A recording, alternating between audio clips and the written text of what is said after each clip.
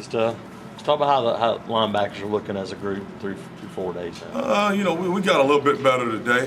For us, we just got to really keep concentrating on just the communication out on the football field and the alignments.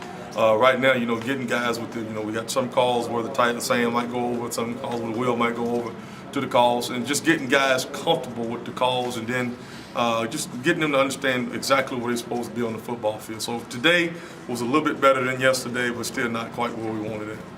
Has it been a process for you to get comfortable? No, just getting used to the verbiage. Positions? Yeah, the verbiage. The position, linebacker is linebacker. That's something I've always played as well as I've coached. But you just got to get guys used to the verbiage. The verbiage is the key for us because, in the one call, in one coverage, you might be in this alignment, and then the call, you might be in a different alignment. And it doesn't seem like much, but, you being a step off your alignment determines if you can make a play or not. And so we're really harping on each guy actually knowing the big picture of knowing where shade 5 is at, knowing where 3-6 is at, getting guys to get up lined up exactly where they're supposed to be at and knowing where everybody on the football field is supposed to be. And you got a lot of young guys working. How much does it help that you have Jake Holland and Dave Bates? Bates is the guy right now that's, I'm pretty pleased on where he's at because he's a big picture guy. We got to get guys, with really good football IQs to take pride in, knowing where everybody's supposed to be at. And, Jake has played and as well as Bates. Except Bates is coming along really fast and kind of getting it. Other guys like the Mikes, we got really, we struggle in some areas, but today I thought we were a lot better as far as our alignments. For us, we just got to keep writing it, practice it, then see it on the board, draw it on the board, execute it, then start the process over again. For us, we just got to be a lot of reps, a million reps, and just keep talking to these kids about, of actually working on this when you're actually not on the football field or in the practice room or meeting room. How about those young guys, Frost and Swain? They're struggling. They're swimming right now, but they'll get better. They got better today in some aspects, and they went down in some aspects. So each day we try to tell them what phase can you work on today? Is a curl flat drop? Is that going to be something you can concentrate? Your footwork, getting lined up right. Communicate. So today, we saw some good things, but then I saw some other areas that it's going to need some improvement after we watch the tape. What about Jawar in the middle, working in there? He's getting comfortable. He moves like a linebacker does. He's got quick twitch, big body.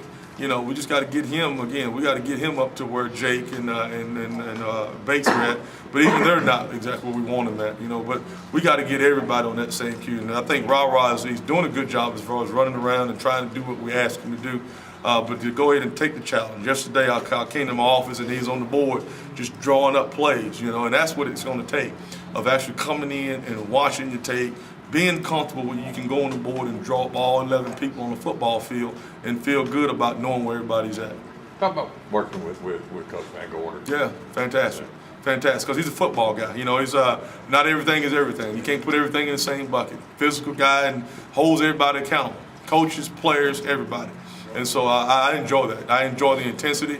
I enjoy the fact that he'll ask a guy a question, and if he don't know it, then he get called out. And you just can't mumble and bumble. You got to speak football in the classroom. The language got to be on. And so that's one thing our guys are uncomfortable about, because they walk in, you've been able to come in and, kind of mess around and say, you're saying things, but it's not the right verbiage. So for us, it's getting everybody, coaches included, to talk his language, and his scheme. How far along is Chris Frost, considering he was stalled a little bit last year? He's been a year off. He got a long way to go as far as getting himself lined up. He's been away from the game for a year, and that's what it looks like. It looks like he's been away for a year. So for him, again, he's a prideful kid and prideful guy. Every day he got to come in there and watch tape and do what Ra was doing yesterday. Just take a pen and paper or take a magic marker and go on the board and just start drawing it. Because right now, again, you've done it off ability, and it was easy to do it off ability in high school. Now it's not about ability. You just got to line up for yourself, get yourself lined up, and then execute when it's time for you to make a play when it's time. Is it going to take a big push for him just to get into the playing time rotation? Again, I'm not sure. Right now we're on practice 4, so it's hard to say. And, for us, we got to hold all these guys accountable where they can go out there, be physical, line themselves up, and where they can execute and make some plays. The biggest challenge for him right now is just knowing. It's just knowing where to line up at. It's knowing where to line up at, and what, inside that call, what's your job, and then do your job, and don't try to play outside the call. If you're a 9 technique and the ball goes away from you, don't try to fold and go over there and make a play, because as soon as you do it, you might make it the one time, bam, here comes the boot, and now You know, it's those kind of deals with Chris where he's got to play with inside of a call, and that's where that's what we got. So that's going to be his biggest challenge because he's been away from the game for so long, and he's played it, with natural born ability. For Bates, a couple of transition years. Is it just now about him being comfortable at the linebacker? Yeah. Bates is big because he played on the back end, so he gets the back end part of it, the passing part of it, and then now he's playing down in the box, which, for him, he's real comfortable. For us, just watching him move around, you say it to him one time, he makes a mistake, he knows exactly what he did wrong. And that's what you want to do. When you're on the football field, if I make a mistake, what just happened? You shouldn't have to wait to go to the sideline to get it fixed. It should be able to fix around the football field of knowing what technique or what alignment, what did you just do wrong, and what can you do to go back fundamentally to help yourself. What about Ryan Smith? Is he getting any action? He's out there a little bit with the linebackers at the beginning. No, not Ryan Smith. Okay. No. Ryan Smith is on the second. Now he's in secondary. It looks like because he maybe come down in the box sometime, but no, he's not. He's not playing linebacker.